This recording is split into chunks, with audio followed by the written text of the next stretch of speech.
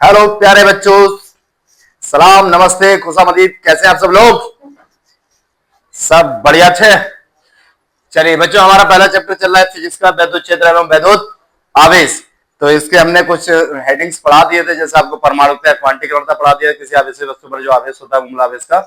इसके बारे में मिलिकन नामक वैज्ञानिक ने बताया था, किसी आवेशीय वस्तु पर जो आवेश होता है वो मूल आवेश का पूर्ण गुणा देता है। और मूल आवेश की वैल्यू 1.6 गुणा 10⁻⁻⁻। ये किसने बताया था? सब मिलिकन ने बताए थे। ऑयल की बूंदे लेके हमने बताया था, एक आइटमाइजर लिया, टेलीस्कोप लिया, एक प्लेट ली प्लस और एक ली नेगेटिव, और उस पॉजिटिव प्लेट में हमने एक होल करा और उसे गिराने के कारण उन्हें एक प्रैक्टिकल करा, उसके कारण दो चार बातें बताई। फिर इसके बाद हमने आवेश बताया था। आवेश किसी वस्तु का वह गुण है जिसके कारण वैद्युत क्षेत्र या चुंबकीय क्षेत्र उत्पन्न होता है, या किन्हीं दो इलेक्ट्रॉन या दो प्रोटॉन भी प्रतिकर्षण बल कार्य करता है, किंतु एक इलेक्ट्रॉन एक प्रोटॉन के बीच आकर्षण बल कार्य करता है। मूल कणों के इसी गुण को हम आवेश कहते हैं। कभी आकर्षण प्रतिकर्षण लगाते हैं, मूल कणों के इसी गुण को हम आवेश कहते हैं। इसे क्यू से व्यक्त करते हैं। इसका एसआई मात्रक कूलाम, सीजीएस मात्रक कूलाम स्टेट या ईएसयू इलेक्ट्रोस्टैटिक यूनिट होता है। फ्रैंकलिन भी कहते हैं इसे, और इसके बड़े मात्रक फैराडे वगैरह भी होते हैं। खैर ये हम सब पढ़ा चुके थे आपको। आवेश दो तरह का होता है, धनावेश और ऋणावेश, धनायन और धनावेश और ऋणावेश। इसके बाद हमने आपको कूलाम का नियम पढ़ाया था। किन्हीं दो स्तर बिंदु आवेशों के बीच, कूलाम के नियम अनुसार किन्हीं दो स्तर बिंदु आवेशों के बीच लगने वाले आकर्षण या प्रतिकर्षण बल को वैद्युत बल कहते हैं। इसका मान दोनों आवेशों के गुणनफल के अनुक्रमानुपाती तथा बीच की दूरी के वर्ग के व्युत्क्रमानुपाती होता है। यदि दो आवेश Q1 Q2 हो, इनके बीच की दूरी r हो, तो F समानुपाती Q1 Q2, F समानुपाती 1/r²। तो ये प्रूव करा दिया था, फार्मूला आया था F = 1/4πε0 Q1 Q2/r²। फिर हमने वैद्युत क्षेत्र पढ़ा दिया था, वैद्युत क्षेत्र की तीव्रता पढ़ा दी थी। आज हम पढ़ाएंगे आपको वैद्युत द्विध्रुव। क्या पढ़ाएंगे?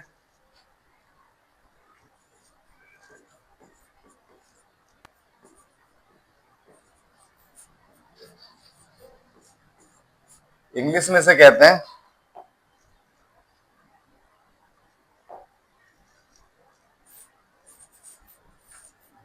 इलेक्ट्रिक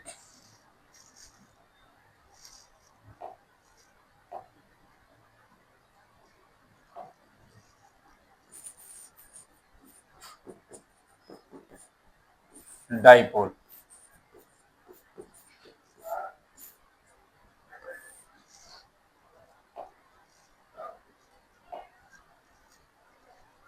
वैद्युत द्विध्रुव इलेक्ट्रिक डाइपोल। वैद्युत द्विध्रुव क्या होता है? इसमें दो बराबर एवं विपरीत आवेश होंगे। दोनों बराबर होंगे और कैसे होंगे? विपरीत। बराबर मतलब इक्वल चार्ज होंगे और अनलाइक चार्ज होंगे।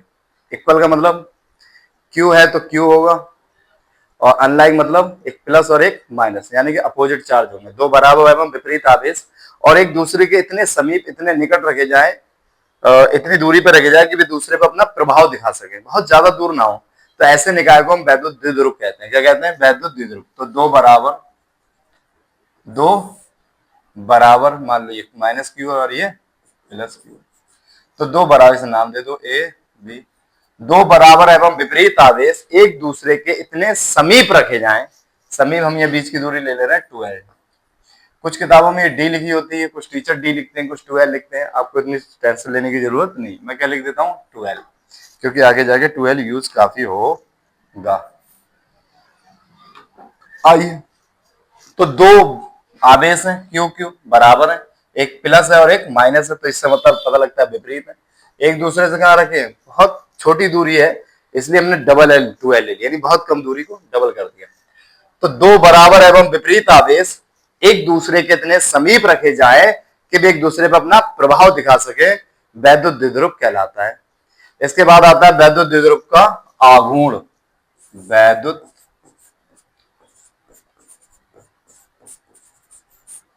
द्विध्रुव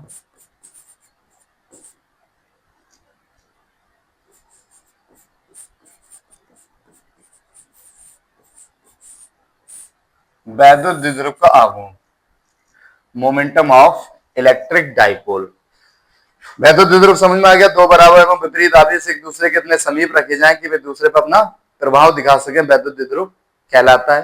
वैद्युत द्विध्रुव का आघूर्ण होता है वैद्युत द्विध्रुव के निकाय में, या वैद्युत द्विध्रुव का आघूर्ण वैद्युत द्विध्रुव के दोनों आवेशों में से एक आवेश का परिमाण। परिमाण का मतलब पॉजिटिव लेना है। परिमाण क्या होता है, हमेशा वैल्यू होती है, मैग्नीट्यूड कहते हैं, पॉजिटिव वैल्यू जो होती है उसका मान होता है। दोनों आवेशों में से एक आवेश का परिमाण तथा दोनों आवेशों के बीच की दूरी कितनी है, 2l। और गुणा कर रहे हैं तो गुणा करके जो फल मिलता है उसे गुणनफल कहते हैं, उसे क्या कहते हैं, बराबर। तो वैद्युत द्विध्रुव का आघूर्ण, वैद्युत द्विध्रुव का आघूर्ण क्या होता है, पी से लिखते हैं, इसे कैसे लिखते हैं, पी से।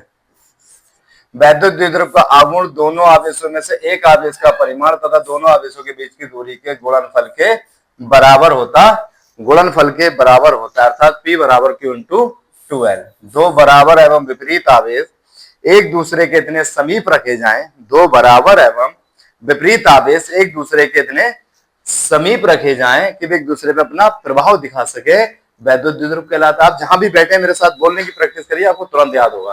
फिर आता है वैद्युत द्विध्रुव का आघूर्ण। वैद्युत द्विध्रुव का आघूर्ण क्या होता है, वैद्युत द्विध्रुव के दोनों आवेशों में से एक आवेश का परिमाण तथा दोनों आवेशों के बीच की दूरी के गुणनफल के बराबर होता है, अर्थात P बराबर Q इंटू 2l। तो मुझे लगता है आपको समझ में आ गया होगा, P बराबर Q इंटू 2l। ये वैद्युत द्विध्रुव का बहुत यूज होगा, ये तो हमें करना है।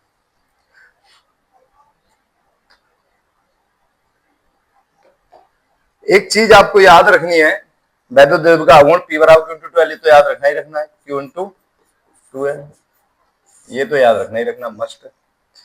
दूसरा यह है कि वैद्युत द्विध्रुव के कारण हम निकालेंगे वैद्युत क्षेत्र की तीव्रता। मैंने बिंदु आवेश के कारण वैद्युत क्षेत्र की तीव्रता बताई होगी, फार्मूला होता है E बराबर 1/4 pi epsilon not Q1 Q2 upon R square, Newton प्रति मीटर, वो न्यूटन प्रति कूलम, सबने पढ़ा है। निर्वात में अगर कोई परावैद्युतांक होगा, पदार्थ भरा होगा, दोनों आवेश होगा तो K लगा देंगे, K की वैल्यू माध्यम के अनुसार लगाते हैं। तो हम यहाँ पर K छोड़ देते हैं। ये हमें याद रखना है कि E बराबर 1/4 pi epsilon not Q1 Q2 upon R square होता है। तो इसके कारण मुझे क्या करना है, एक प्रूफ करना है, वैद्युत द्विध्रुव के कारण वैद्युत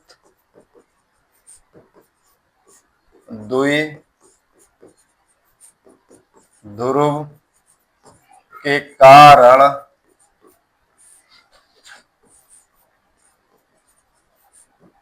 वैद्युत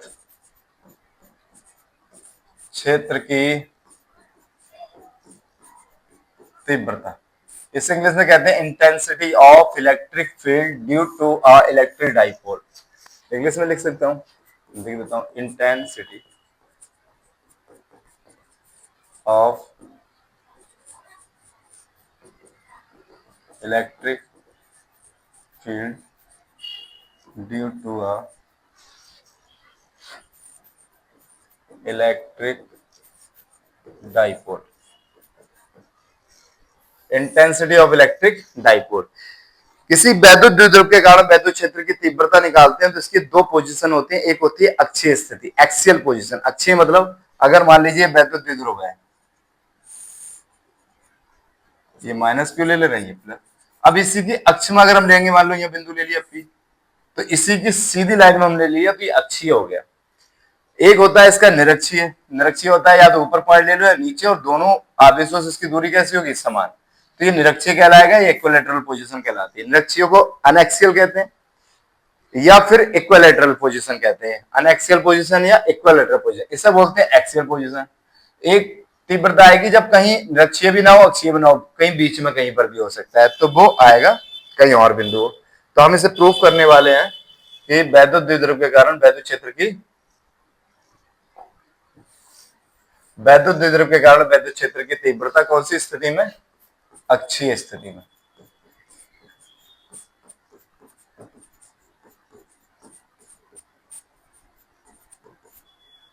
वैद्युत द्विध्रुव के कारण वैद्युत क्षेत्र की तीव्रता अक्षीय स्थिति में। तो आइए प्रूफ करते हैं छोटा सा।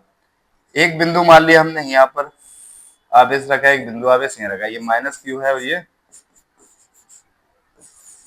दोनों बीच की दूरी क्या है, 2l, ये a है और ये, और इससे थोड़ी सी दूर पे एक बिंदु क्या है, P है। यहाँ पर एक मध्य बिंदु इसका क्या है, O है। इस O से कितनी दूरी पर, R दूरी पर एक बिंदु P है।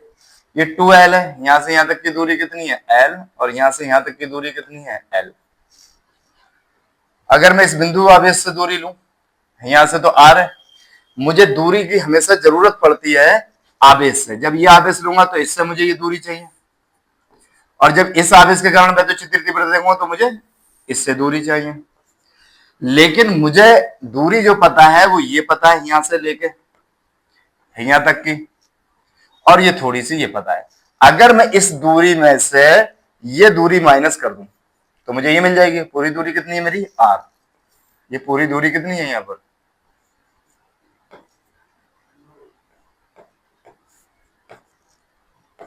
यहां से लेके यहां तक की दूरी जो है वो आर है। इस आर में से मैं इतनी क्या करता हूं? Minus L. तो ये आर माइनस एल हो गया। अब मुझे यहां से दूरी चाहिए, तो मुझे पता है यहां तक की दूरी कितनी है? आर है, और इतनी कितनी है? एल। तो ये पूरी दूरी हो जाएगी आर प्लस एल देगी, इतनी प्लस इतनी, तो आर प्लस एल होगी। अब मैं कर सकता हूं, यहां पर लिखूंगा। पहले इसकी लैंग्वेज समझ लेते हैं। माना चित्र में एक वैद्युत द्विध्रुव ए बी, ब्रैकेट में लिख देना है पी बराबर क्यू इंटू टू एल है। माना चित्र में एक वैद्युत द्विध्रुव पी बराबर क्यू इंटू टू एल है। निर्वात या वायु में रखा। जब निर्वात और वायु लेंगे तो के की वैल्यू 1 हो जाएगी, के क्या हो जाएगा? खत्म हो जाएगा।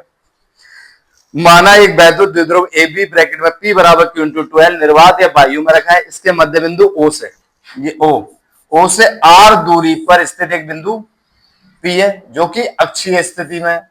या आप कह सकते हो आर दूरी पर अक्षीय स्थिति में एक बिंदु पी है। ऐसे कह दो आर दूरी पर अक्षीय स्थिति में एक बिंदु पी है, या आर दूरी पर एक बिंदु पी है जो कि अक्षीय स्थिति में, जहां हमें वैद्युत क्षेत्र की तीव्रता ज्ञात करनी है। मैंने पहले बताया, आप जहां बैठे, जिस जगह बैठे, आप बोलने की प्रैक्टिस करिए मेरे साथ, आपको लैंग्वेज याद होगी।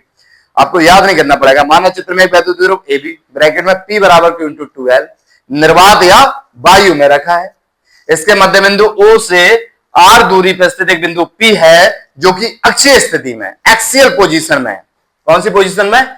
एक्सियल पोजीशन में, जहां हमें वैद्युत क्षेत्र की तीव्रता ज्ञात करनी है। आइए, प्लस क्यू आवेश के कारण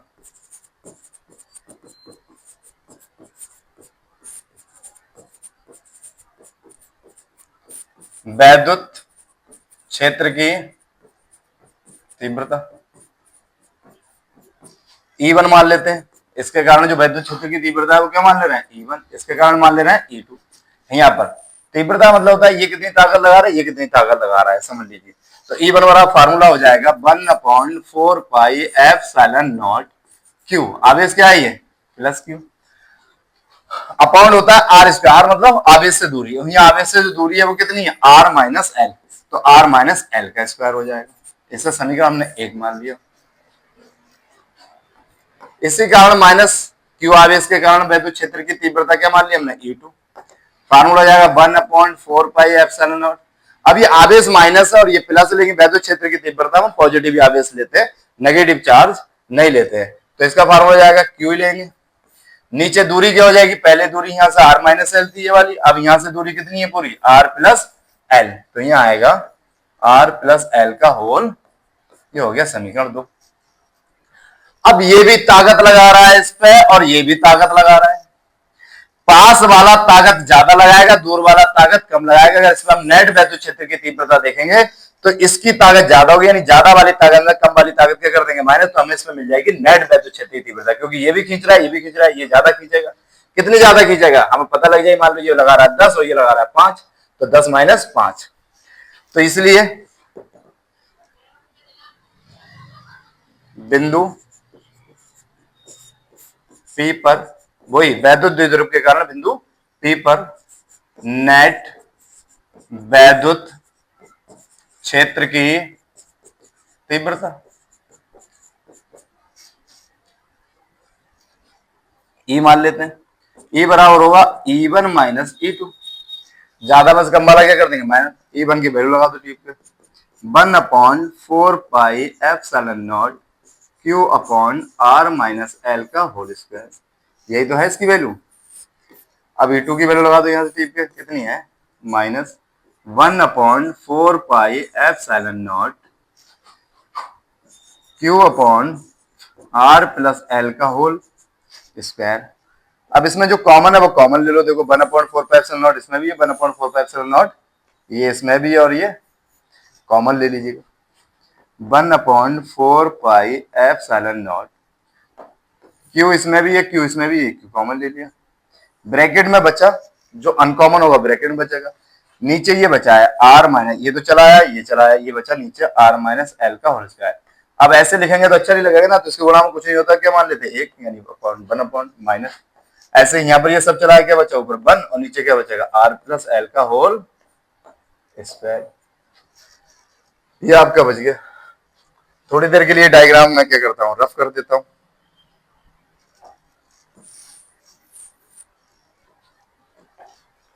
यहाँ प्रूफ कर देते हैं।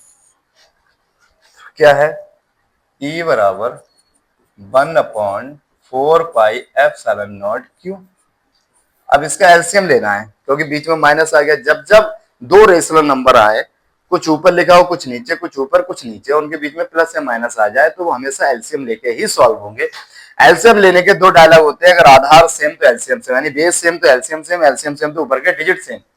आधार सेम तो एलसीएम सेम, एलसीएम सेम तो ऊपर की संख्या सेम। ये आधार सेम नहीं है क्योंकि ये प्लस और ये माइनस है, आर माइनस एल है, यहाँ आर प्लस एल है। आर तो सेम है, एल सेम है, लेकिन होल स्क्वायर सेम है, लेकिन माइनस और प्लस की वजह से अलग हो गया। तो दूसरा डायलॉग लगेगा नीचे नीचे की गुणा फिर तिरछी गुणा। जिन्हें एलसीएम लेना आता है वो अपने तरीके से ले ले, जिन्हें नहीं आता है वो यहाँ सीख लें। तो नीचे नीचे की मल्टीप्लाई फिर क्रॉस मल्टीप्लाई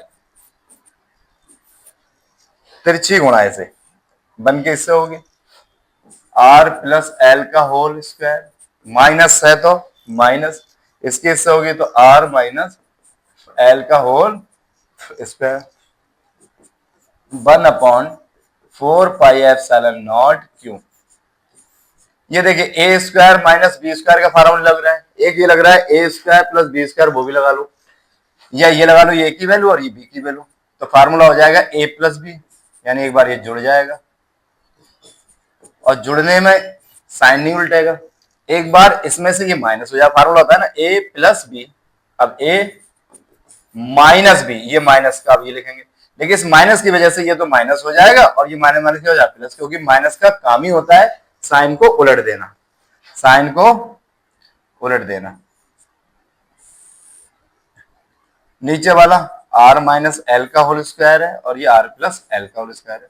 मैं क्या करता हूँ, गुणा में है तो आप पूरे का होल स्क्वायर ले सकता हूँ, गुणा में भाग में कर सकते हैं, लेकिन प्लस होता तो आप नहीं कर सकते, माइनस होता तो नहीं कर सकते थे। 1/4πε0 क्यू। तो यहाँ जो कटेगा काटेंगे, एल से एल कट गया, ऐसे यहाँ पर आर से एक आर, टू आर, एक एल और एक एल, टू एल। एक बार जुड़ रहा है एक बार घट रहा है, ए प्लस बी का फार्मूला बनना है, ए माइनस बी का फार्मूला बनना है। तो जब ए प्लस बी का और ए माइनस बी का फार्मूला बनना है तो क्या होगा, ए का स्क्वायर यानी पहले वाले का स्क्वायर माइनस दूसरे वाले का स्क्वायर और होल स्क्वायर, ऐसे की। अब हम सब जानते हैं, अभी पढ़ के आए हैं, चूंकि Q इंटू 2L बराबर क्या होता है P, ये लिखा भी है देखिए वैद्युत लागू। तो 1/4πε0 Q इसके साथ लिख लो, 2R इधर लिख लो, Q इसके साथ लिख लो Q इंटू 2L अपॉन। अब हम जानते हैं डायग्राम में R जो था, ये डायग्राम फिर से बना लीजिए, ये माइनस Q था, ये प्लस Q था, ये मध्य बिंदु था, यहाँ पर O था, ये दूरी L थी, ये दूरी L थी और यहाँ से R दूरी पर स्थित एक बिंदु P था, ये R दूरी थी। R दूरी के मुकाबले ये L बहुत कम होगा, यानी कि बहुत छोटा होगा, R बहुत बड़ा है, तो हम ये लिख सकते हैं R much much greater than L, यानी R बहुत बहुत बड़ा है किससे, L से। जब R बड़ा है L से तो ये रूल होता है कि बड़ी चीज का स्क्वायर और बड़ा हो जाता है, much much greater than L square, यानी L स्क्वायर और बहुत छोटा हो गया। जब बहुत छोटा हो गया तो ये लिख देंगे L स्क्वायर को नगण्य मानकर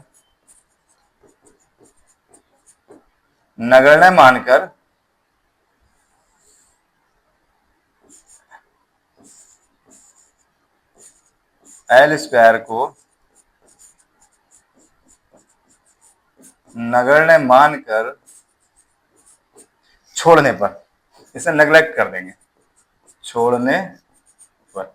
जब इसे छोड़ ही देंगे तो क्या बचेगा, ये तो खत्म कर देंगे हम, तो क्या बचा आर स्क्वायर और पावर पहले से, पावर की पावर से क्या होती है मल्टीप्लाई, यानी कि दो दूनी कितना हो जाएगा 4। मैं डायरेक्ट लिख सकता हूं आर की पावर 4, एक आर से एक आर कट जाए, कितनी पावर बचे 3, क्यू इंटू 2L की जगह लगा देंगे हम P, वही था Q इंटू 2L बराबर P। तो 1/4πε0 2 बचा, इसकी जगह हमने P लगा दिया, नीचे बचा R क्यूब, और ये किसके बराबर चल रहा है, E1। यही हमें क्या करना था, प्रूफ करना था, न्यूटन प्रति कूलाम प्रूफ। कौन सी स्थिति में, एक्सियल पोजीशन में, ये एक्सियल पोजीशन है, कैसी है, एक्सियल, इन एक्सियल पोजीशन, अक्षीय स्थिति में। तो फार्मूला आ गया E बराबर 1/4 pi epsilon not 2P upon R cube. तो मुझे लगता है समझ में आया, एक बार लैंग्वेज फिर से बता देता हूं। माना चित्र में एक वैद्युत द्विध्रुव AB ब्रैकेट में P बराबर Q इंटू 12 निर्वात या वायु में रखा है, इसके मध्य बिंदु O से R दूरी पर स्थित एक बिंदु P है, जो कि अक्षीय स्थिति में, जहां हमें वैद्युत क्षेत्र की तीव्रता ज्ञात करनी है। तो इसे स्लो करिए, मेरी आवाज को बार बार सुनिए, आपको ये याद हो जाएगा, ये लैंग्वेज होगी सारी, ये प्रूफ हो गया। तो आई होप, आशा करता हूं कि आप सबकी समझ में आया होगा। अगर समझ में आया तो आप क्या कर सकते हैं, लाइक कर सकते हैं, सपोर्ट कर सकते हैं, सब्सक्राइब कर सकते हैं, और जैसे जैसे मेरा मनोबल बढ़ेगा आपको बहुत अच्छी फिजिक्स पढ़ने को मिलेगी। बेस्ट ऑफ लक, लगे रहिए, हंसते रहिए, मुस्कुराते रहिए।